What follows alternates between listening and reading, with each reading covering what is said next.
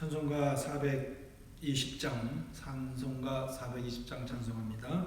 너 성결기 위에 늘 기도하며 너 주 안에 있어 늘 성경 보고 언형제들 함께 늘 사귀면서 일하기 전마다 너 기도하라. 너 성결기 위에 내 머리 숙여 저 은밀히 계신 내 주께 빌라. 주 사귀어 살면 주 닮으리니 널 보는 이마다 주 생각하리. 너 성결기 위에 주 따라가고 일 다급하여도 당황치 말고 참 즐거울 때나 또 슬플 때나 너 주님만 믿고 늘 따라가라. 너 성결기 위에 늘 기도하며 내 소원을 주께 다 맡기어라. 너 성령을 받아 주 섬겨 살면 저 천국에 가서 더 잘 섬기리. 하나님 아버지 감사합니다. 오늘도 하나님의 말씀을 의지하며 말씀 듣기를 원하며 이 말씀을 전할 때 온전히 이끌어 주실 줄로 믿습니다. 듣는 자 전하는 자 모두에게 은혜를 베풀어 주시고 하나님의 의도와 뜻을 깨닫고 순종하여 열매를 맺는 삶이 되게 하여 주시옵소서. 모든 것 하나님 앞에 의탁합니다. 주정해 주시고 인도하여 주시고 은혜를 베풀어 주옵소서. 예수님의 이름으로 기도하옵나이다. 아멘. 시편 14편입니다. 시편 14편 제가 봉독해 드리도록 하겠습니다. 어리석은 자는 그의 마음에 이르기를 하나님이 없다 하는도다. 그들은 부패하고 행실이 가증하니 선을 행하는 자가 없도다. 여호와께서 하늘에서 인생을 굽어 살피사 지각이 있어 하나님을 찾는 자가 있는가 보려 하신즉 다 치우쳐 함께 더러운 자가 되고 선을 행하는 자가 없으니 하나도 없도다. 죄악을 행하는 자는 다 무지하냐? 그들이 떡 먹듯이 내 백성을 먹으면서 여호와를 부르지 아니하는도다. 그러나 거기서 그들을 두려워하고 두려워하였으니 하나님이 의인의 세대에 계심이로다. 너희가 가난한 자의 계획을 부끄럽게 하나 오직 여호와는 그의 피난처가 되시도다. 이스라엘의 구원이 시온에서 나오기를 원하도다. 여호와께서 그의 백성을 포로된 곳에서 돌이키실 때에 야곱이 즐거워하고 이스라엘이 기뻐하도다. 아멘. 이 14편은 역시 다윗이 지었고 많은 성경학자들이 이제 추측하는 것은 사울 왕의 그 추격 가운데 여전히 도피 생활을 하는 가운데 정말 말할 수 없는 불신앙과 인본주의의 그런 사상을 가지고 하나님이 없이 살아가는 하나님을 믿어야 할 백성들이 믿지 않은 그런 상황을 바라보면서 다윗이 안타까운 심정으로 절절히 하나님 앞에 고백하며 그 심정을 시로 기록한 내용이 이 14편의 내용입니다. 먼저 14편의 첫 번째로 다윗이 선언하는 게 어리석은 자는 그의 마음에 이르기를 하나님이 없다 하는도다. 하나님이 없다는 자는 누구냐? 바로 어리석은 자라는 겁니다. 이 어리석은 자는 누구냐? 바로 무신론자들을 얘기합니다. 하나님의 존재를 인정하지 않고 하나님을 인정하지 않기 때문에 두려움 없이 모든 악을 자행하는 이런 악인들을 다윗은 말하고 있는 것입니다.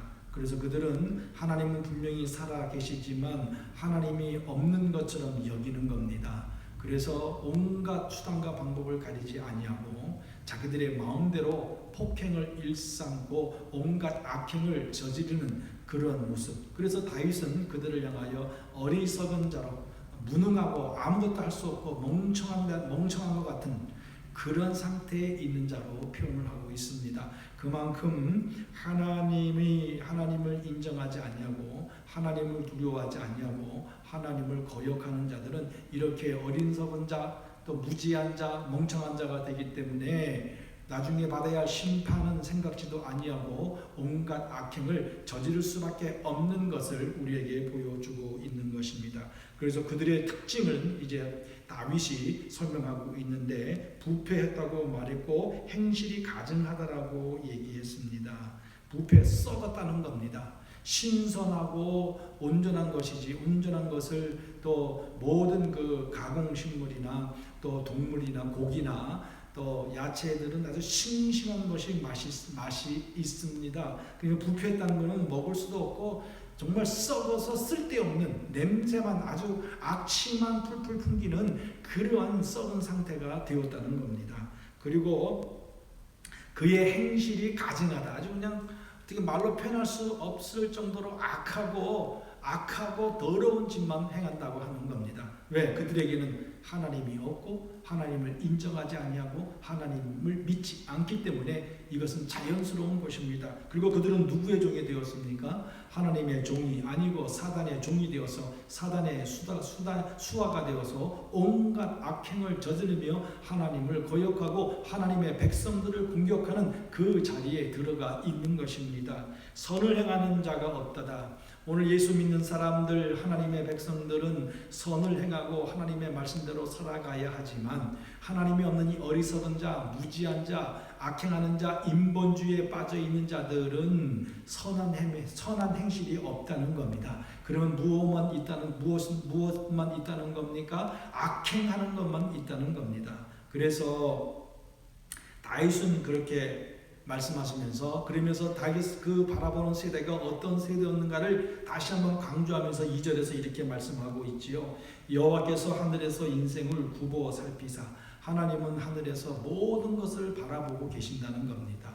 인생을 살펴보시는 거예요.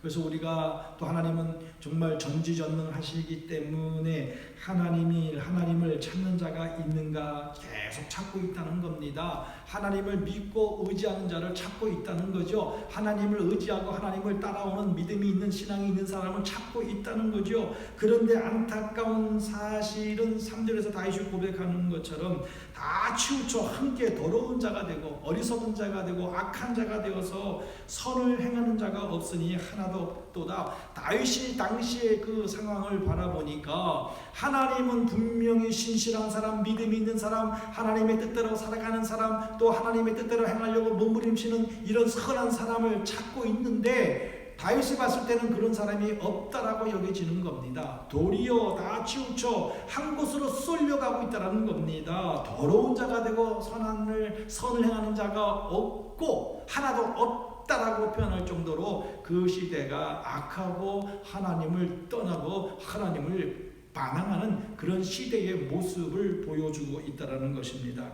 그러면서 죄악을 행하는 자는 다 무지하냐? 그들은 떡 먹듯이 백성을 먹으면서 여호와를 부르지 아니한도다. 이제는 심지어 어디까지 공격합니까? 하나님의 백성들을 괴롭힙니다. 공격합니다. 방해합니다. 회방합니다. 더 궁지로 몰아붙여서 고통스럽게 만들어갑니다. 그리고 그들은 즐거워합니다. 이게 바로 사단의 수하들이 악을 행하는 자들, 어리석은 자들의 모습이라는 것들을 우리에게 보여주고 있는 겁니다.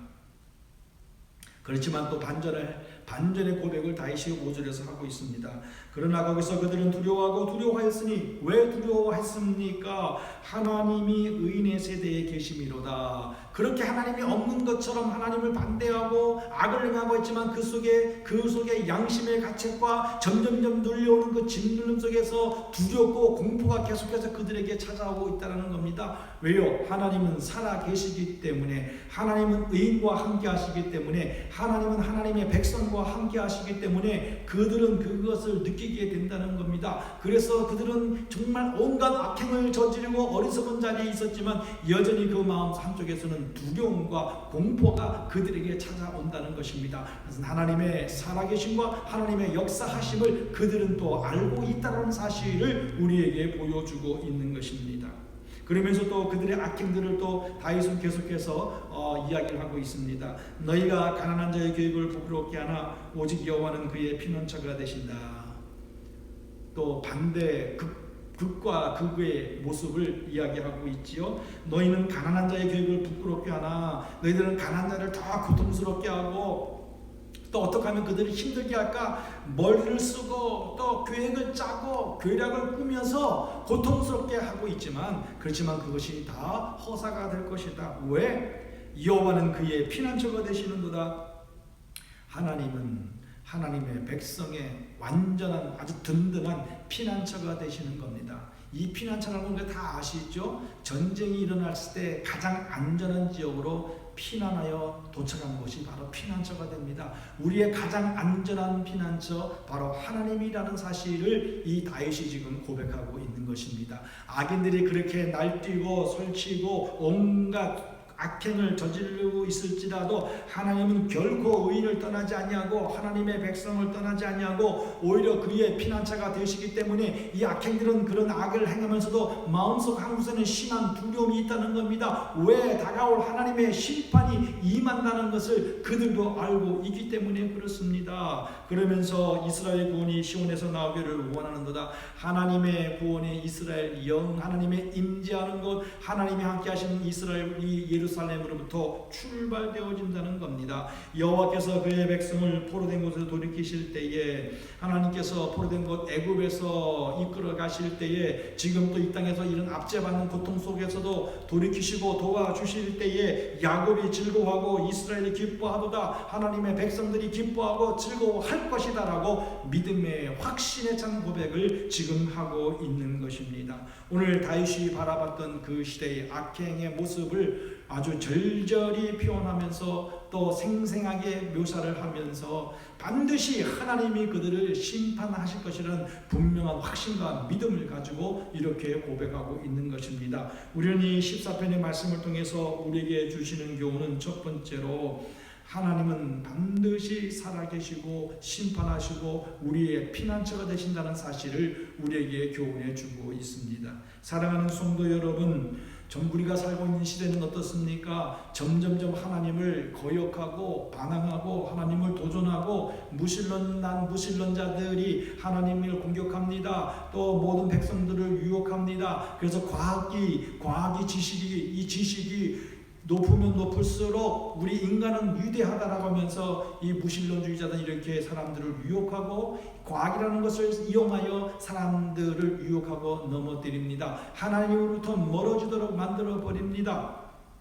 때로는 온갖 유혹과 협박을 가하면서 하나님을 믿지 못하도록 직장 속에서 또 삶 공동체 속에서 하나님의 사람들을 협박하고 또 회방하고 공격하는 것들이 지금 수없이 이 땅에서 일어나고 있습니다. 정부의 권력도 하나님을 거역하고 하나님을 반항하고 하나님의 몸된 공동체 교회들을 핍박하는 일들이 얼마나 많이 일어나고 있습니까? 그런 일들이 일어나고 있지만 우리는 두려워하지 아니하고 도리어 하나님이 우리 하나님이 되어주시고 우리의 피난처가 되어주시고 우리를 살펴보시기 때문에 우리는 그 하나님을 믿고 있기 때문에 우리는 조금도 두려워하지 아니할 것이며 더 하나님을 의지하고 믿고 나아감으로 말미암아 악인이 득세하는 것처럼 보이는 이 세상 가운데서 우리는 더 강력하게 그리스도의 복음의 빛을 발하고 하나님의 백성답게 소금의 맛을 내면서 선한 삶으로 열매를 맺어가는 그런 아름다운 삶을 살아가게 될 줄로 믿습니다. 하나님은 우리의 피난처가 되어주시니 우리는 조금도 두려워하지 말고 피난처 되신 하나님께 피하고 믿음으로 의지하고 나가는 그런 귀한 성도님들이 되시기를 간절히 바라겠습니다. 두 번째로 우리에게 주시는 교훈은 이 다윗의 고백이 우리들의 고백이 되어서 든든한 믿음의 반석에 서서 하나님의 은혜 가운데 살아가는 우리의 모든 믿음의 삶이 되어야 될 줄로 믿습니다. 다윗의 눈에 비춰졌던 이런 고통과 압제와 악인이 득세하는 시대 가운데 있었지만 여전히 다윗의 마음속에는 신실하신 하나님, 자기와 다윗과 함께 하셨던 하나님, 그리고 그 어려움과 환난 중에 지켜주셨던 하나님, 그리고 어디를 가서 전쟁을 치르던 시련들 중간에 항상 승리를 베풀어 주신 하나님, 지금 나는 도망자의 심세에 있지만 하나님 여전히 나를 보호해 주시고 지켜주시고 있다는 사실에 분명한 믿음의 확신을 가지고 이렇게 당당하게 하나님이 이렇게 피난처가 되어 주신다는 믿음의 확신의 고백을 하고 있는 것처럼, 오늘 우리도 우리의 상황이 어떠한지 저는 모르지만 우리 각자 성도님들의 삶에 처한 환경은 각가지의 모양으로 처해 있을 것이라 저는 분명히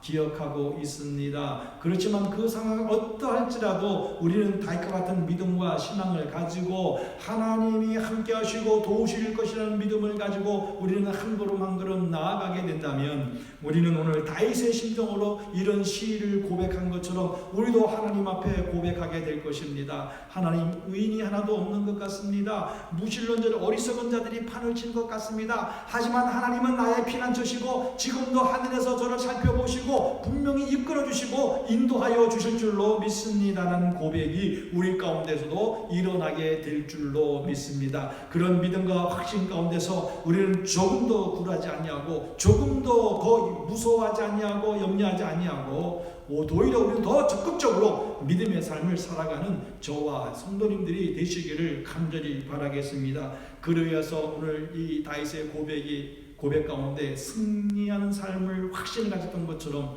오늘도 반드시 우리에게 하나님께서 승리의 삶을 허락해 주실 줄로 믿습니다. 믿음의 열매, 선한 열매, 성령의 열매가 우리의 삶 가운데 주렁주렁 열리는 복된 시간들이 될 줄로 믿습니다. 이런 믿음을 가지고 오늘 하루도 승리하는 복된 하루가 되시기를 간절히 바라겠습니다. 기도하겠습니다. 하나님 아버지 감사합니다. 오늘도 시편 14편